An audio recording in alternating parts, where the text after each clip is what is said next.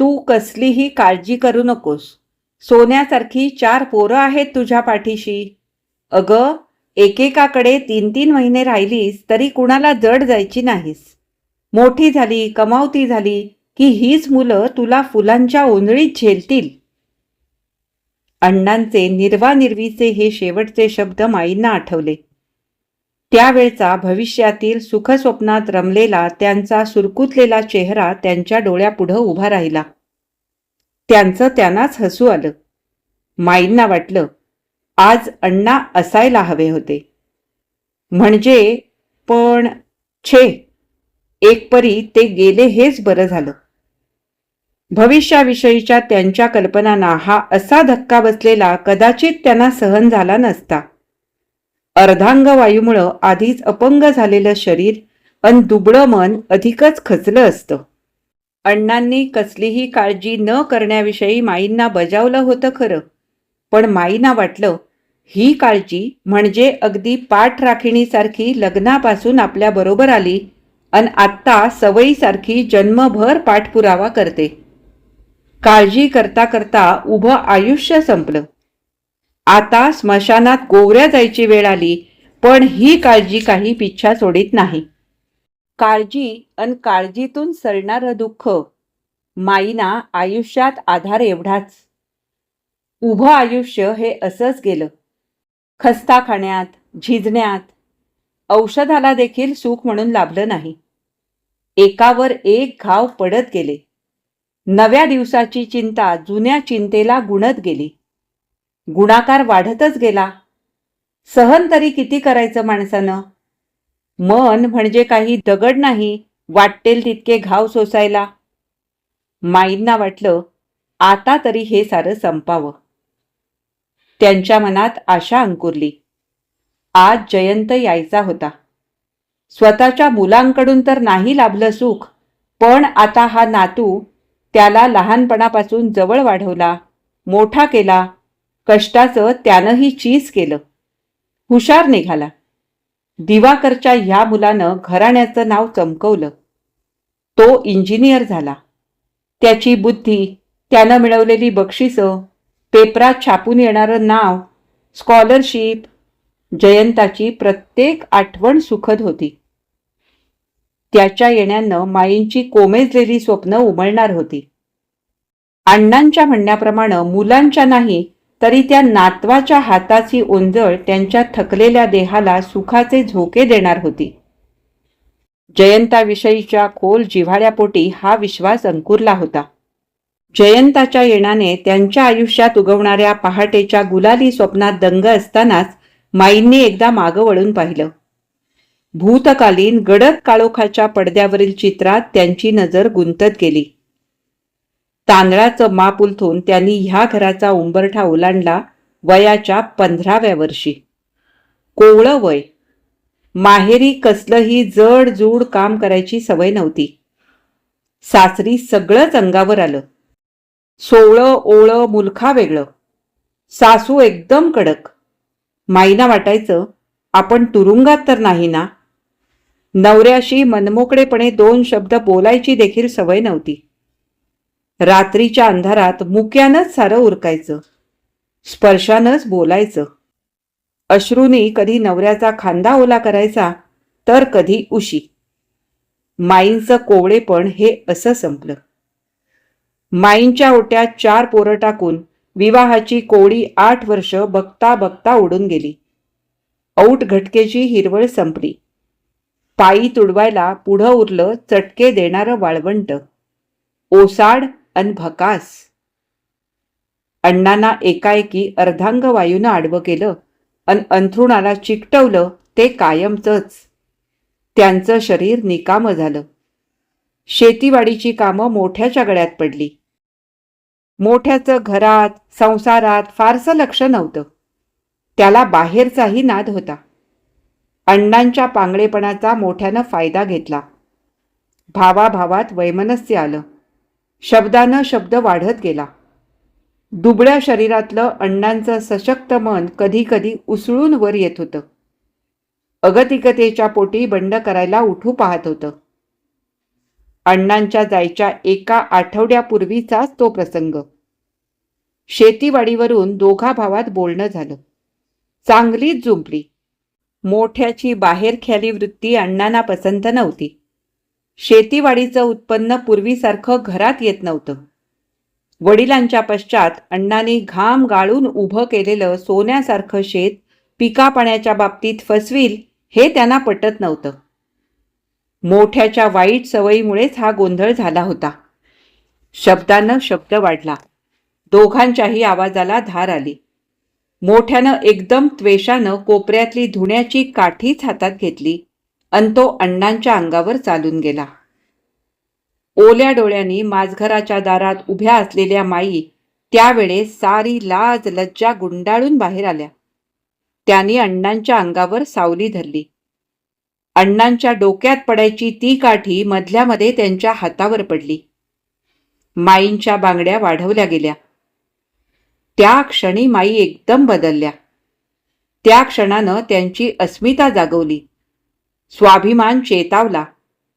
त्या क्षणी त्यांनी मनातल्या मनात प्रतिज्ञा केली, काही बरं वाईट झालंच तर अण्णांच्या पश्चात 4 पोरांना आपल्या बळावर वाढवायचं. उपाशी राहायची वेळ पडल्यास मोठ्या पुढे आधारासाठी पदर म्हणून पसरायचा नाही. मनाला दिलेला हा शब्द माईनी जन्मभर पाळला. त्या दिवशी रागारागानं मोठा निघून गेला. पुन्हा 2 भावांची गाठ पडायची नव्हती. तो नंतर आला, तो अण्णांच्या प्रेतावर कोसळण्यासाठीच. मग खूप रडला, अगदी हंबरडा फोडून. पण आठवड्यापूर्वीच भिंतींना हादरा देणारे दोघा भावांचे आवाज ज्यांनी ऐकले होते त्या शेजाऱ्यांनाही मोठ्याचं हे रडणं खोटं वाटलं, नाटकी वाटलं. माईंच्या घराचं छप्पर उडालं. आता आधाराला उरल्या फक्त 4 भिंती. हिश्श्यात आलेल्या शेतीवाडीच्या भरवशावर माईंनी घराच्या ह्या भिंती ताठानं उभ्या केल्या. पोरं मोठी झाली, मिळवती झाली. दिवाकरचं लग्न झालं. त्यानं नागपूरला आपला संसार थाटला. माईंनाही खेड्याचं अगत्य राहिलं नव्हतं. त्यांनी जुनं घर विकून टाकलं. सुधाकर, प्रभाकर, कमलाकर अजून 3घांची गाडी मार्गाला लागायची होती. नागपूरला माई आल्या आणि सारंच बदललं. एकमेकांवर जीव लावणाऱ्या भावांच्या प्रेमाच्या चौकटीत त्यांचा सुरकुतणारा चेहरा आनंदानं उजळला. मोठ्या सुनेला आई नसल्यामुळं तिचाही माईंवर जीव जडला. तिनं लहान दिरांना जिव्हाळा दिला. सुखाचे दिवस आले. दिवाकरला मुलगा झाला. पहिल्या वहिल्या नातवाचं कौतुक करता करता माईंना आकाश ठेंगणं झालं. या सुखाच्या पार्श्वभूमीवर माई जुने दिवस आठवायच्या तेव्हा हे सुख त्यांना केवढं मोठं वाटायचं. आनंद, सुख ह्या भावना सापेक्ष असतात हेच खरं. जुन्या आठवणीत दुःखाशिवाय मनस्तापाशिवाय दुसरं काय होतं. चांगली 10 वर्ष अण्णांच्या आजारपणानं माईंना झिजवलं. शेवटी तर त्यांच्या शरीराच्या यातना बघवत नव्हत्या. सगळं हातानं करून द्यावं लागे. अर्धांगवायूनं सारखं अंग हले. झोपेच्या गोळ्यांनी मिळेल तेवढीच विश्रांती. रात्रभर त्यांच्या उशाशी बसायचं. हाताची बोटं ओढायची. दिवसभर घरकामाचे गाडे ओढायचे. गाई म्हशींच्या शेणगोठ्यापासून तर देवादिकांच्या सोहळ्यापर्यंत सगळं. सासूचा धाकही जबरदस्त. मधूनच अण्णांची घंटी वाजे. कधी कधी त्यांना फार अशक्तपणा यायचा. हाकाही मारता येत नसत. तेव्हा पलंगाला छोटी घंटाच बांधली. काही हवं असलं की ते घंटा वाजवायचे. घंटा वाजली की हातचं काम सोडून माईंना धावावं लागे. सोहळ्यातून ओळ्यात. अण्णांच्या माईंना सुखाची झोप म्हणून कधीच लाभली नाही. शेवटी त्याही थकल्या. अण्णा गेले तेव्हा त्या अंथरुणावरच होत्या. अंग विस्तवागत तापलेलं. तशाच ताप भरल्या त्या अंगणात आल्या शेवटचा नमस्कार करायला. थिजल्या डोळ्यांनी फुलांखाली झाकलेला अण्णांचा देह बघत राहिल्या. रडावंसं वाटत होतं. गळ्याशी दाटून आलं होतं, पण डोळ्यात अश्रूंचा थेंब येईना. त्यावेळचे सगळे सोपस्कार निर्विकारपणे घडले. 4 दिवसांनी माई तापातून उठल्या. त्यांनी आरशात स्वतःचा चेहरा पाहिला. बिन कुंकवाचं भकास कपाळ बघताच अडलेला बांध एकाएकी फुटला. छप्पर उडालेल्या त्या घराच्या 4ही भिंती माईने आपल्या बाहूत कवटाळून धरल्या. त्यांना आता 4 पोरांचाच काय तो आधार उरला होता. नागपूरला आल्यावर त्या जुन्या दुःखद आठवणी विसरण्यासाठी माई धडपडत होत्या. जिद्दीनं त्या प्रत्येक उद्याला तोंड देत होत्या. त्यांना वाटायचं आपल्या दुःखाची झळ मुलांना पोहोचायला नको. त्यांचं आयुष्य सुखात जायला हवं. माईंची आशा फुलत होती. पण हे सारं औट घटकेचं सुख होतं. 2 दुःखद शोकांतिकामधलं जणू हे सुखद मध्यंतर होतं. दिवाकरची नागपूरहून बदली झाली त्यावेळेस त्याची बायको दुसऱ्यांदा गर्भार होती. दिवाकरचा मुलगा जयंत 1.5 वर्षाचा. माईंनी त्याला आपल्याजवळ ठेवून घेतलं. सून बाळंतपणासाठी माहेरी गेली. दिवाकर बदलीच्या जागी निघून गेला. दिवाकरनं नागपूर सोडलं अन सारं चित्रच बदललं. दोन्ही ठिकाणचा खर्च सांभाळणं त्याला शक्य नव्हतं. प्रथम तो नेमानं पैसे पाठवायचा, पण हळूहळू रक्कम कमी होत गेली. 2 मनी ऑर्डरमधलं अंतर वाढत गेलं. सुधाकर तेव्हा कॉलेजात होता. सारी परिस्थिती लक्षात घेऊन त्यानं ग्रॅज्युएटच्या स्वप्नांना तिलांजली देऊन मास्तरकी पत्करली. तेवढीच सकाळ संध्याकाळची चिंता मिटली. माईंचं कष्टाचं शरीर स्वस्थ बसणारं नव्हतं. कुणाच्या शेवया तर कुणाचे पापड अशा कामात त्यांनी स्वतःला गुंतवून घेतलं. शहराच्या वाढत्या खर्चांशी हातमिळवणी करताना हे सारं अपरिहार्य होतं. माईंना जयंताचा भारी लळा लागला. दिवाकरनं त्याला नेण्याविषयी म्हणून पाहिलं, पण तो माईंना देखील सोडायला तयार नव्हता. माईंना विरंगुळा म्हणून लहान मूल हवंच होतं. जयंत त्यांच्याजवळ राहिला. तिकडे दिवाकर निर्धास्तपणे आपल्या संसारात विरघळला. सुधाकरचं वय झालं तसं त्यालाही मुली सांगून आल्या. माईंना नव्या सुनेकडून आधाराची आशा होती. सुधाकरच्या डोक्यावर अक्षता पडल्या तसा त्यांनी समाधानाचा सुस्कारा सोडला. त्यांना वाटलं आता सुधाकरची बायको घर सांभाळील. प्रभाकर, कमलाकर एकदाचे ग्रॅज्युएट झाले की तेही आपापलं बघतील. मग यांची जबाबदारी संपली. नंतर अण्णांनी म्हटल्याप्रमाणे आळीपाळीनं प्रत्येकाकडे राहायला त्या मोकळ्या होतील. पण सुखाची हिरवळ माईंच्या नशिबातच नव्हती. त्यांचा उभा जन्म उन्हातच जायचा होता. लग्नानंतर 1 वर्षात सुधाकरची बायको आजारी पडली. एकाएकीच तिचा ताप वाढला. तो उतरेच ना. 3 दिवस बर्फाच्या लादीवर ठेवली होती. एकदाचा ताप उतरला, पण कितीतरी दिवस ती नीट शुद्धीवर नव्हती. रबराच्या नळीतून अन्नपाणी द्यावं लागत होतं. सुधाकरचा संसार वर्षातच पांगळा झाला. औषध पाण्यानं कर्जाचा डोंगर वाढला. त्याची पत्नी दवाखान्यातून एकदाची घरी आली, पण ती कोणत्याच कामाची नव्हती. तिचंच सारं करावं लागे. जीवघेण्या आजारपणामुळे तिच्या डोक्यावरही परिणाम झाला होता. माईंना, सुधाकरला, कुणालाही ती तोंडाला येईल ते बोले. माईंच्या सगळ्या पिढ्यांचा उद्धार झाला. नवरा म्हणजे कवडी मोलाचा नोकर झाला. घरात पदोपदी भांड्याला भांडं वाजू लागलं. शेजारच्या भिंतींना कान फुटले. उघड्या दारा खिडक्यातून संसाराची लक्तरं बाहेर डोकावू लागली. माईंना कळेना आपण मागच्या जन्मी असं कोणतं पाप केलं म्हणून हा भोग नशिबी आला. मनातलं स्वप्नचित्र पूर्ण होण्याच्या बेतात असताना त्यावर डाग पडून असा रंगाचा बेरंग करून नियतीनं काय साधलं. उतार वयातही माईंची चूल काही सुटली नाही. तशात दम्याचा विकारही जडला. शरीर साथ देईन असं झालं. कष्ट मात्र वाढतच गेले. सुनेनं त्यांच्या पुढे ताट ठेवायचं तर इथे सुनेपुढे त्याच ताटपाट ठेवीत होत्या अन वरून तिची बोलणी खात होत्या. सुधाकरची स्थितीही कैचीत सापडल्यासारखी झाली होती. एकीकडे बायको, एकीकडे आई. कुणीकडे झुकावं हे त्यालाही सुचत नव्हतं. दिवाकर माईंना आपल्याकडे बोलवीत होता. विश्रांतीसाठी येण्याविषयी सुनेची पत्र येत होती, पण नागपूरच्या घरातून आता माईंचा पाय निघणं शक्य नव्हतं. सुधाकरच्या पांगुळ गाड्याचा भार त्यांच्याच खांद्यावर होता. त्या घरासाठी खस्ता खाण्यातच उरलेलं आयुष्य जायचं होतं. कापराच्या वडीसारखं शेवटपर्यंत जळणं एवढाच जणू त्यांच्या आयुष्याचा अर्थ होता. प्रभाकर, कमलाकर आपापल्या परीनं मार्गाला लागले. त्यांना परगावी नोकऱ्या मिळाल्या. माईंना वाटत होतं त्यांनीही नागपूरला राहावं. 4-2 पैसे कमी मिळाले तर चालतील, पण एकमेकांना आधार होईल. वेळ प्रसंगी अडीअडचणीला मदत होईल, पण हे त्या दोघांना पटलं नव्हतं. सुधाकरच्या पत्नीच्या विचित्र स्वभावामुळं घरचं वातावरण गढूळलं होतं.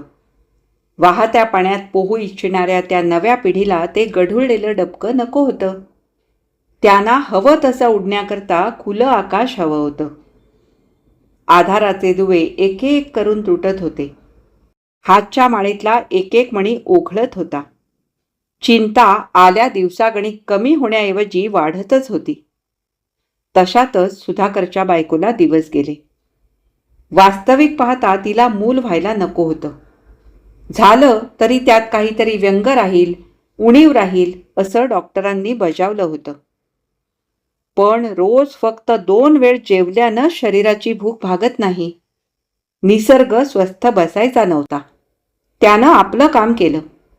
व्हायचं ते टळायचं नव्हतं. मोठ्या कष्टानं बाळंतपण झालं, मुलगा झाला. तशाही परिस्थितीत माईंचं मन आनंदलं.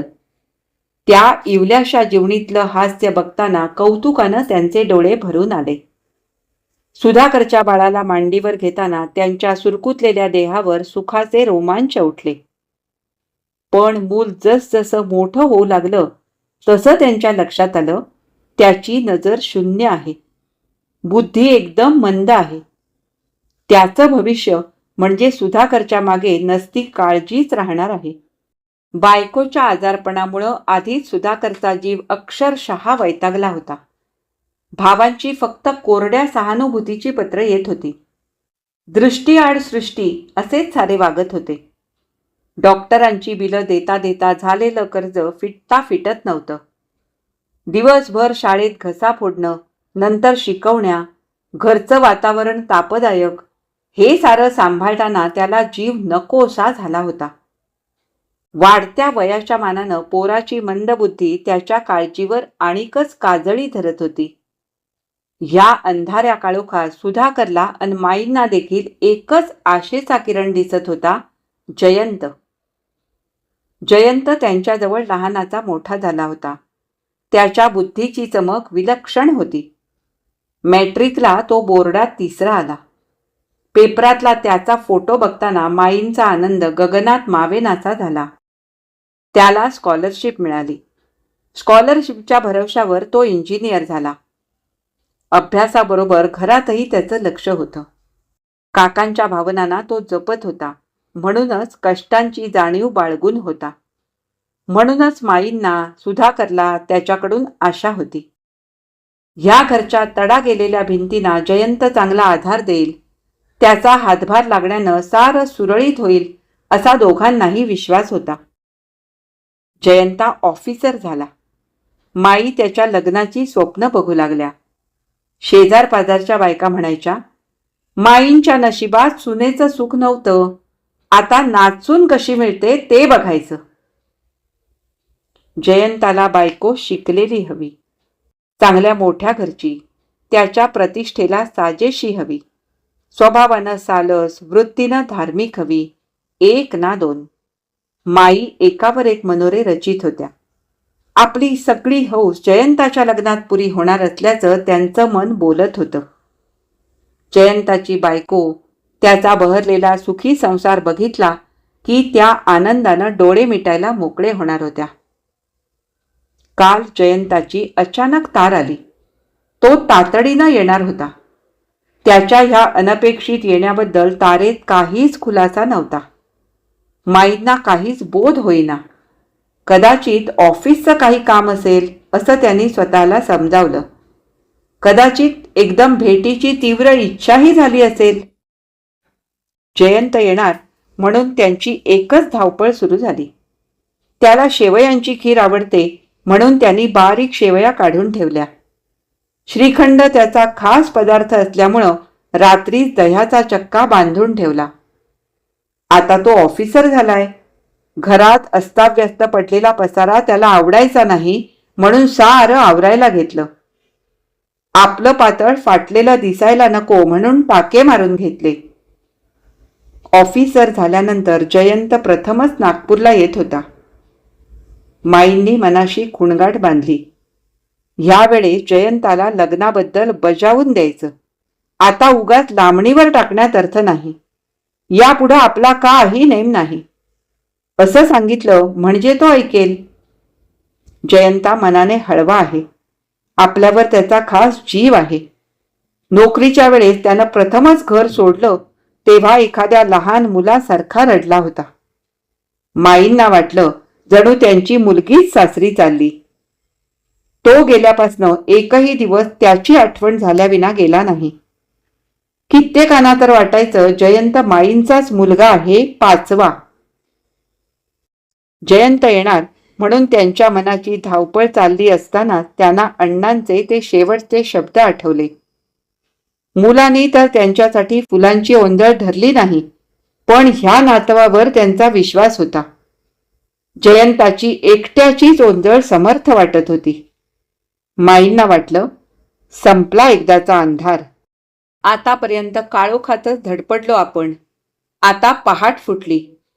त्यांनी मनात विचार केला, या जयंताला सुचवावं, तू आता नागपूरलाच बघ एखादी नोकरी. छानशी पोरगी पाहून लग्न कर. तुझा संसार एकदाचा डोळे भरून पाहिला की संपलं. मग मागे कसलीही इच्छा म्हणून उरणार नाही. शिवाय जयंत नागपूरला आला की सुधाकरलाही आधार होईल. बाकी तिघांची काळजी नाही. सगळे आपापल्या मार्गाला लागले. एकट्या सुधाकरचंच गाडं हे असं लंगडं निघालं. जयंताकडून त्याबद्दल मदतीचा शब्द मिळाला की माईंच्या मनावरचं ओझं संपणार होतं. जयंताची यायची वेळ झाली तशा माई आत बाहेर व्हायला लागल्या. ऑफिसर झालेल्या आपल्या नातवाला बघण्यासाठी त्यांच्या डोळ्यात उत्सुकता दाटून आली. दाराशी टॅक्सी उभी राहिली. शेजारच्या दाऱ्या खिडक्यातून चेहरे डोकावले. माईंची नजर टॅक्सीच्या दारावर खेळून राहिली. जयंत टॅक्सीतून बाहेर आला. सूट, बूट, टॉय केवढा मोठा दिसत होता. माईंचा स्वतःच्या डोळ्यांवर विश्वासच बसेना. त्यानं आत आणखी कुणाला तरी बाहेर येण्याविषयी खुणावलं. त्याच्या पाठोपाठ एक तरुणी उतरली. माई तिच्याकडे बघतच राहिल्या. उघडे दंड, वीतभराचं पाठ पोट उघडं टाकणारं पोलकं, अंगाशी घट्ट लपेटलेली सळसळीत साडी, रंगवलेले ओठ. टॅक्सीतून उतरताना तिनं भर रस्त्यावर आधारासाठी जयंतचा हात धरला. हे सारं बघत असताना माईंच्या हृदयाची धडधड एकाएकी वाढली. दोघेही घरात आली. बरोबर सामान वगैरे काहीच नव्हतं. म्हणजे माईंचं आश्चर्य दुणावलं. घरात येताच जयंत माईंच्या पायावर झुकला. माई, तुझे आशीर्वाद घ्यायला आलो. अगं, मला कंपनीकडून फॉरेनचा चान्स मिळाला. उद्याच्याच विमानानं मला अमेरिकेला जायचंय. सगळं एकदम अचानक ठरलं. अन हो, ए क्षमा, come on, don't be shy. अगं, माईंना नमस्कार कर. माई, ही तुझी नातसून. डॉक्टरीण आहे बरं का. आता पुढची डिग्री घेण्यासाठी माझ्याबरोबरच अमेरिकेला येते. तिलाही स्कॉलरशिप मिळाली. अगं, सगळं कसं जादूसारखं अचानक जुळून आलं. वेळ नसल्यामुळं शेवटी कोर्टातच लग्न उरकावं लागलं. कुणाला कळवायला देखील जमलं नाही घाईगर्दीत. म्हणून परदेशात जाण्यापूर्वी आम्ही दोघं आशीर्वाद घ्यायला आलो तुझे. माई आळीपाळीनं जयंताकडे आणि त्याच्या बायकोकडे बघतच राहिल्या. जयंताचा अभिमानानं उजळलेला चेहरा बघून प्रथम त्या आनंदल्या, पण परदेशात जाण्याची, अचानक परस्पर लग्न केल्याची अनपेक्षित बातमी ऐकून त्या गोंधळल्या.